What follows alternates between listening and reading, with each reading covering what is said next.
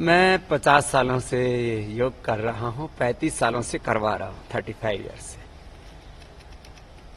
Yoga for self and yoga for society, yoga for all and free for all, yoga for health, yoga for piece, yoga for unity, yoga for youngsters, ये पूरे themes हैं योग के।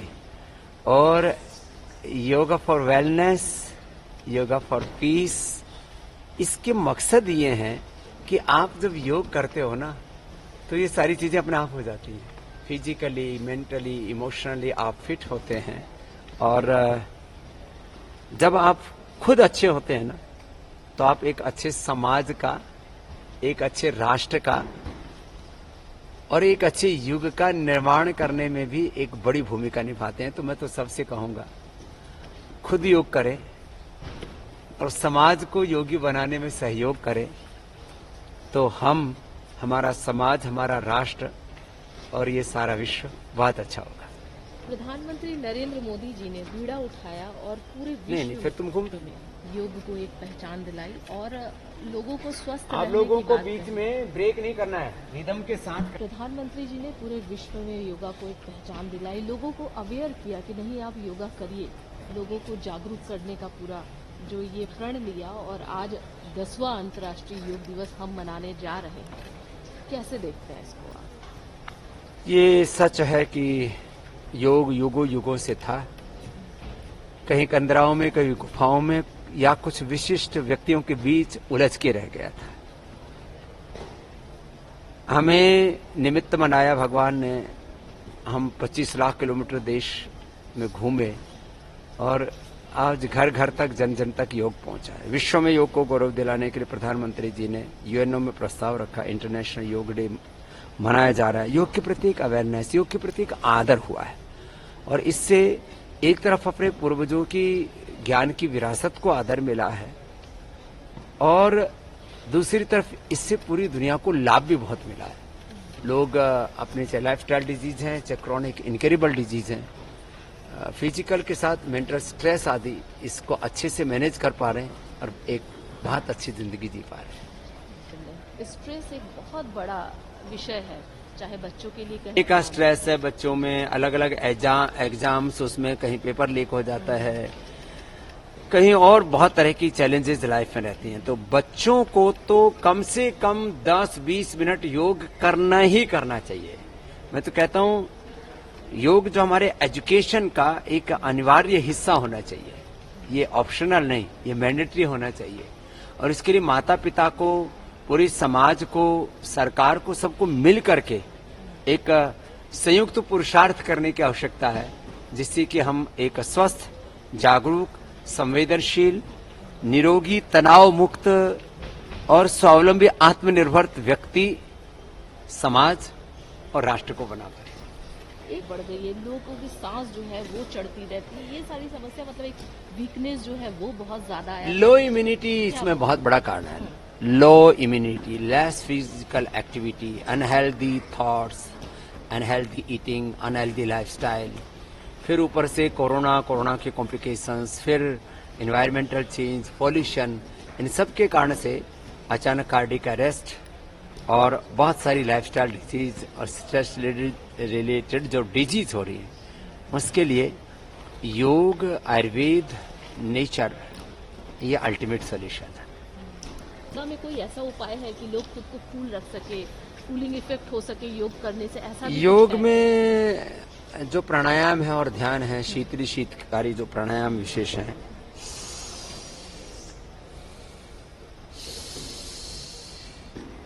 ये ऐसे प्राणायाम है। और सबसे बड़ी बात तो अपने सांसों पर मन को नियंत्रित करे। इसको विपश्यना ध्यान कहो, प्रेक्षा ध्यान कहो, ध्यान योग कहो, साक्षी दृष्टा ध्यान कहो, इनसे मन एकदम शांत हो जाता है।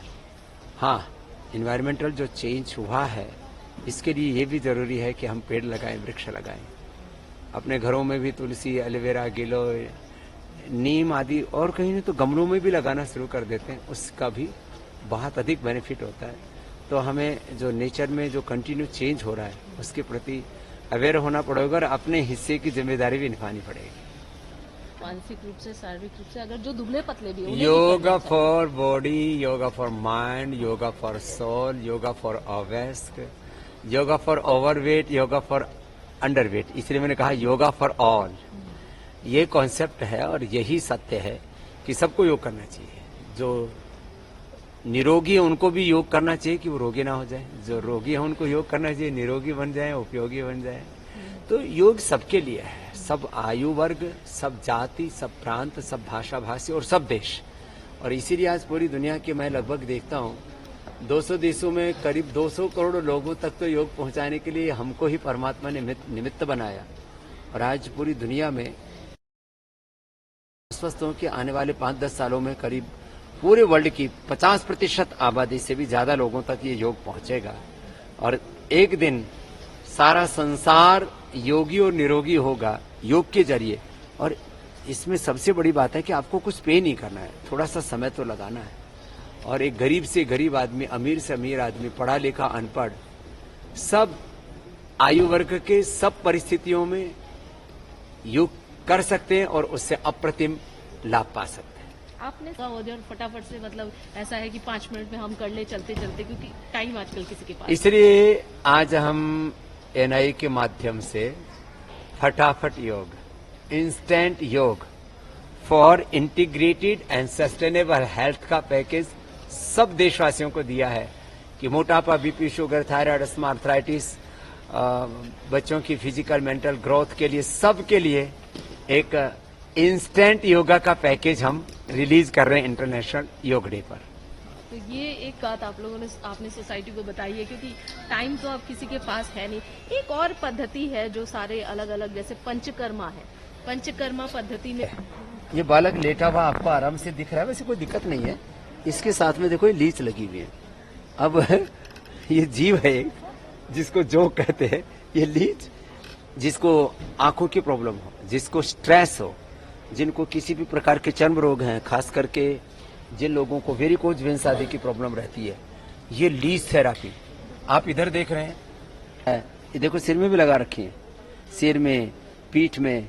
ये हमारे बहुत ही निष्णात डॉक्टर हैं विवेक जी, और इसका इफेक्ट इसमें देखो 50 से लेकर के 100, कभी तो 150 तक भी इसमें करंट छोड़ते हैं। और षटकर्माणि प्रचक्षते, षटकर्म फिर ये स्नेहन, स्वेदन, वमन, विरेचन, नस्य, रक्त मोक्षण, शिरोधारा, अक्षितर्पण, कर्णपूर्ण, अभ्यंग, बस्ती आदि बहुत ही अद्भुत प्रक्रियाएं हैं जिससे हम नैसर्गिक तौर पर स्वास्थ्य अर्जित करते हैं। तो योग का षटकर्म, आयुर्वेद का पंचकर्म और नेचुरोपैथी की पंच महाभूत चिकित्सा, पृथ्वी, अग्नि, वायु, जल, आकाश से, यह अपने आप में बहुत ही अप्रतिम। ये जैसे ही ये प्रक्रिया देखा जाए कि प्रधानमंत्री जी जब मोदी जी की सरकार आई तो आयुष मंत्रालय अलग से बनाया गया, तमाम जो एम्स है एक आयुष का अलग से ही स्टार्ट किया गया है। कैसे देखते हैं? बहुत अच्छा, उसमें भी इस तरीके की तमाम जो पद्धति है, प्रक्रियाएं हैं, आयुष हमारे यहाँ पर युगों युगों से चली आई एक बहुत ही वैज्ञानिक, सस्ती और निर्दोष, बिना किसी साइड इफेक्ट कॉम्प्लिकेशंस को आपको एक इंटीग्रेटेड और sustainable physical, mental, spiritual health देने वाली प्रक्रिया है।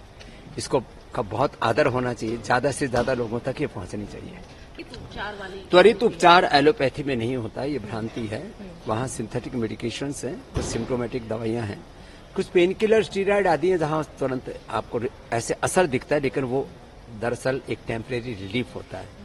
यदि इंटीग्रेटेड, सस्टेनेबल और हॉलिस्टिक ट्रीटमेंट या रिलीफ की बात की जाए, वो योग, आयुर्वेद, नेचुरोपैथी को एक साथ जब आप प्रयोग करते हैं तो इंस्टेंट बेनिफिट भी होता है, लॉन्ग टर्म बेनिफिट भी होता है कि आप रोग से मुक्त हो जाते हैं, डिजीज रिवर्स हो जाती है, आप डिजीज फ्री लाइफ जी पाते हैं।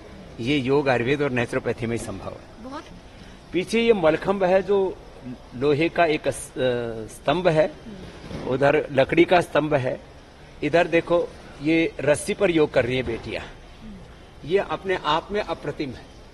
उधर आप लकड़ी के ऊपर योग करते हुए देख रहे हैं। तो ये जो सारी पद्धतियां हैं, हमारे पुरखों ने हजारों साल पहले ये सब हमको बताया था, हम भूल गए थे, उसी की याद हम दिला रहे हैं। बात खूब स्ट्रेस में देखे, अभी भी नेता लोग स्ट्रेस, क्या लगता है आपको किस तरीके से उनको स्ट्रेस के लिए काम करना पड़ेगा? डेली योगासन, प्राणायाम, मेडिटेशन जब करेंगे तब निश्चित रूप से सब स्ट्रेस फ्री रहेंगे। तो मैं तो सभी से कहूंगा जो भी बहुत ही क्रिटिकल जॉब्स में है, चैलेंजिंग जॉब्स में है, चाहे विधायिका में है, कार्यपालिका में है, न्यायपालिका में, मीडिया में है, हेल्थ, एजुकेशन, रिसर्च में है, और आजकल तो कॉर्पोरेट वर्ल्ड से लेकर के कहाँ स्ट्रेस नहीं है। इसलिए स्ट्रेस फ्री लाइफ का एक ही तरीका है, योग अपनाओ और अपने जीवन को पूर्ण सुख में, शांति में, आनंद में बनाओ।